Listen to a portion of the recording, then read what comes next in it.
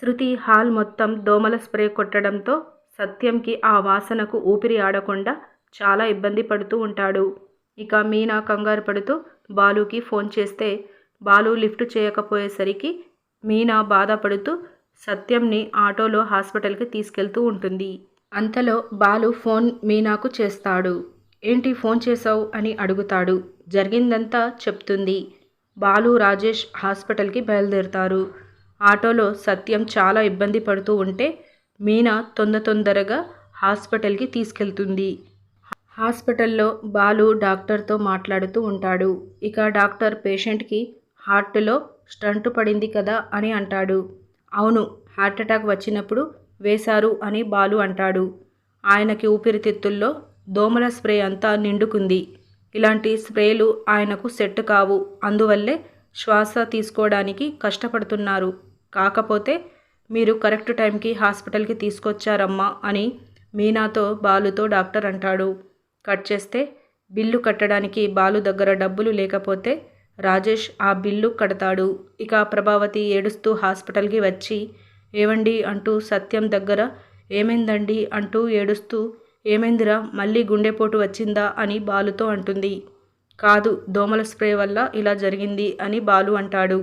సత్యం కళ్ళు తెరిచి చూస్తూ ఉంటాడు. స్ప్రే కొట్టారా? ఎవరు కొట్టారు?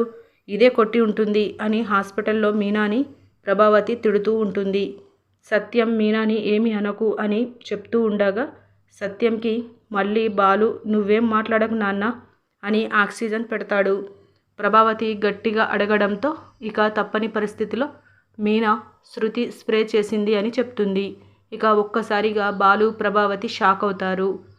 అయినా కూడా ప్రభావతి నమ్మకుండా శృతి పెద్దింటి అమ్మాయి అని అంటూ సపోర్ట్ చేస్తూ ఉంటుంది. అంతలో మనోజ్, రవి హాస్పిటల్కి వస్తారు. ఇక రవి చాలా కంగారు పడిపోతూ ఉంటే బాలు చాలా తిడుతూ ఉంటాడు. రవికి అర్థం కాక అసలేం జరిగిందో చెప్పండి అని మీనాతో అడుగుతాడు. జరిగిందంతా మీనా చెప్తుంది. రవి కూడా షాక్ అవుతూ అయ్యో శృతి అని బాధపడుతూ ఉంటాడు. మే 2 ప్రోమోలో సత్యాన్ని ఇంటికి తీసుకొస్తారు. హాల్లో కూర్చొని ఉంటే అందరి ముందు ఈరోజే వచ్చేసారేంటి, ఒక వారమైనా ఉంటారనుకున్నాను అని శృతి అంటుంది. ఇక బాలు చాలా కోపంతో అయితే పెద్ద ఎత్తుగానే ప్లాన్ చేశావా అని అంటాడు. శృతి కాస్త షాక్ అవుతుంది. ఒరేయ్ వదిలేయరా అని సత్యం అంటాడు. నువ్వు దోమల స్ప్రే కొట్టావు కదా, అందుకే మామయ్య గారికి సీరియస్ అయ్యింది అని మీనా శృతితో చెప్తుంది. శృతి ఒక్కసారిగా షాక్ అవుతుంది. అలా కాదు నాన్న, నువ్వు నా రూమ్లో పడుకో, అక్కడైతే ఎవరు స్ప్రే చేయరు అని బాలు అంటూ పరుపు పట్టరా అని రవిని అంటాడు. శృతి బాలు మాటలకు ఇంకా బాధపడుతూ ఉంటుంది.